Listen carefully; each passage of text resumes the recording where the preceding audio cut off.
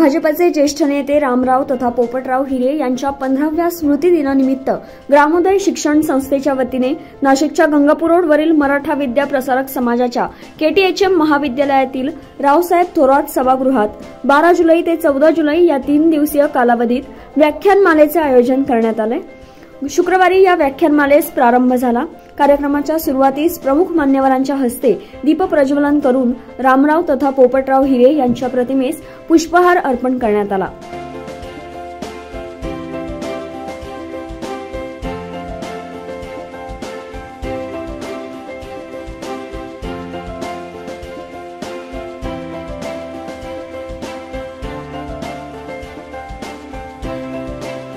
यावेळी प्रमुख वक्ते विद्या वाचस्पती विवेक घळसासी यांनी अग्निशिखा स्त्रिया या विषयावर उपस्थितांना मार्गदर्शन केले।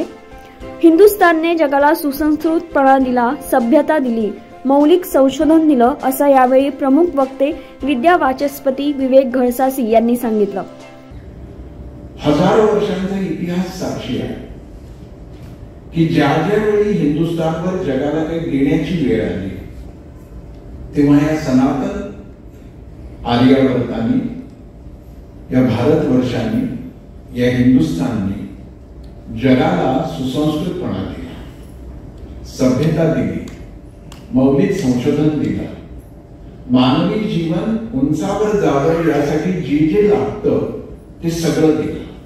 मग त्या ज्ञान, विज्ञान, कला, साहित्य, संगीत, व्यापार या सर्व क्षेत्रांमधलं जे जे उत्तम आहे ते हिंदुस्थानने जगाला दिलं।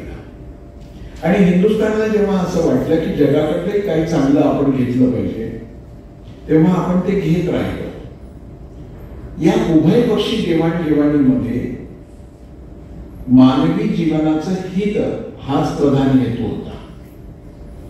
परकीयांच्याकडून म्हणण्यापेक्षा अन्य संस्कृतींकडून आणि आपल्याकडून हेतू हा होता की सगळ्यांचं कल्याण व्हावं, आणि सगळ्यांचं कल्याण व्हावं हा तर आपला धर्म आहे। आपण रोज तीच प्रार्थना करतो, सर्वतो भवतु सर्व मंगलम, सगळ्यांचं मंगल, सगळ्यांचं कल्याण व्हावं।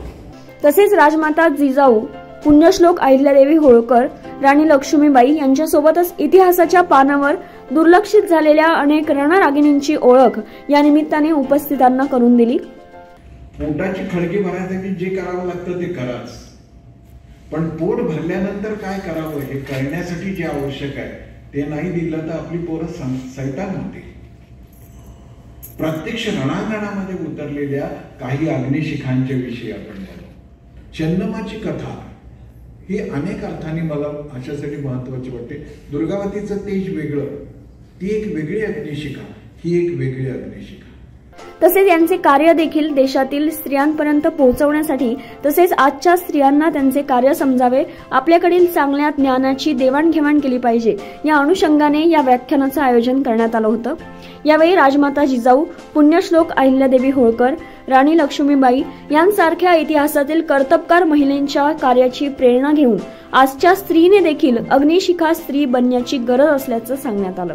निसर्गाने भारतीय स्त्रीच्या आत अशा पद्धतीच्या क्रांतिकारकत्वाचं बीज पेरलेलंच आहे। आम्ही काय केलंय ते काढून टाकलंय आणि आम्ही तिथे सुखासीनता भरली। एका मोठ्या भागामध्ये इंग्रज येईपर्यंत मातृसत्ताक पद्धती कशी होती? खरं तर सर्वदूर घरामध्ये मातेचाच हक्क चालायचा, त्याला मातृसत्ताक म्हटलं नव्हतं, पण चालायचा हक्क तिचा। हे सगळं आम्हाला डोक्यात आलं पाहिजे। ती काय आहे? कार्येषु मंत्री। यावेळी भाजप प्रवक्ते लक्ष्मण सावजी यांनी नाशिकमध्ये युवा कार्यकर्ते घडवण्यामध्ये पोपटराव हिरेंचं मोलाचं योगदान असल्याचं सांगितलं। अनेक युवा कार्यकर्ते घडवण्यामध्ये त्यांचं निश्चितमध्ये योगदान होतं आणि पुढे त्यांनी ग्रामोदय शिक्षण संस्थेची स्थापना केली। भारतीय जनता पार्टीमध्ये, संघ परिवारामध्ये त्यांचं मोठं योगदान होतं की जशी नाशिकला वसंत व्याख्यानमाला चालते आणि त्याच्यामध्ये देशभरातले वेगवेगळ्या विषयातले, देशाबाहेर सुद्धा काही चांगले ऐतिहासिक वक्ते येऊन त्या ठिकाणी त्याची पण शताब्दी नुकतीच पूर्ण झाली। आणि ही हिरेंची जी ग्रामोदय शिक्षण संस्थेच्या वतीने जी व्याख्यानमाला आयोजित केली जाते त्याचं सातत्य ठेवलं, त्याबद्दल मी त्यांचे निश्चितपणे अभिनंदन करतो।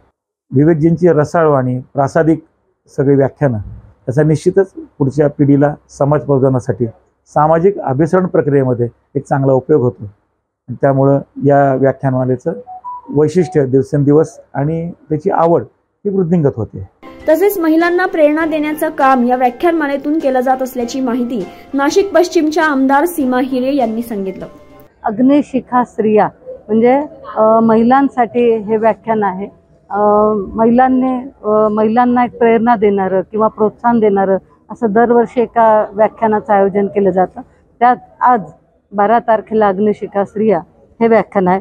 त्याचबरोबर दुसऱ्या दिवशी युवकांसाठी तरुणांनी सुद्धा प्रेरणा घेतली पाहिजे या व्याख्यानमालेतून. त्यांनी सुद्धा या व्याख्यानात सहभागी व्हायला पाहिजे. याकरता युवकांचा विचार करून आपण तरुणांसाठी प्रेरक मंत्र या व्याख्यानाचं आयोजन 13 जुलै रोजी केलेलं आहे. त्याचबरोबर मोदीजींनी लढाई जिंकली आहे पण युद्ध जिंकायचे आहे हे 14 तारखेला व्याख्यान आयोजित केलेलं आहे. हे सर्व व्याख्यानाची वेळ संध्याकाळी 6:30 वाजता आहे. मी सर्व नाशिककरांना आवाहन करेल की आपण या व्याख्यानमालेचा जरूर लाभ घ्या.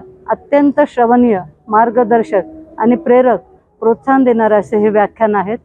14 वर्षांपासून या व्याख्यानमालेच्या माध्यमातून तरुण तरुणींमध्ये एक ऊर्जा निर्माण केली जात असल्याचं ग्रामोदय शिक्षण संस्थेचे अध्यक्ष माजी नगरसेवक योगेश हिरे यांनी सांगितलं. 14 वर्षापासून विविध विषयांवरती त्यांनी आपलं निरूपण केलेलं आहे आणि एक वेगळ्या प्रकारची ऊर्जा नाशिकच्या तरुणांमध्ये, महिलांमध्ये, विद्यार्थ्यांमध्ये निर्माण करण्याचं काम आमच्या संस्थेच्या वतीने या व्याख्यानाच्या माध्यमातून आपण करत असतो. यावर्षी आजचं जे व्याख्यान आहे ते भारतवर्षातल्या प्रेरणादायी स्त्रिया ज्या आहेत त्यांच्या आयुष्यावरती प्रकाशझोत टाकणारं, त्यांच्याविषयी चर्चा करणारं आहे. आणि पुनश्च एकदा याही वर्षी आपण या ठिकाणून अतिशय सकारात्मक अशी ऊर्जा घेऊन पुढचं वर्ष आपण व्यतीत करावं अशी मी विनंती करतो. या व्याख्यानमालेचं आयोजन आमदार सीमा हिरे, माजी नगरसेवक योगेश हिरे, ग्रामोदय शिक्षण संस्थेचे सरचिटणीस कृष्णराव नेरे यांनी केलं आहे. माजी नगरसेवक योगेश हिरे हे नेहमीच सामाजिक कार्यात अग्रेसर असतात. तसेच तरुण, महिला, विद्यार्थी यांसाठी प्रेरणादायक सामाजिक सांस्कृतिक कार्यक्रमांचं आयोजन देखील करत असतात.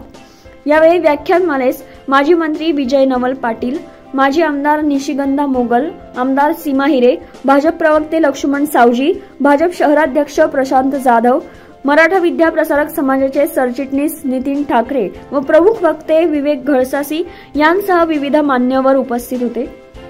9 न्यूज महाराष्ट्रासाठी प्रतिनिधी योगेश सोनवणे, नाशिक. वंदे मातरम.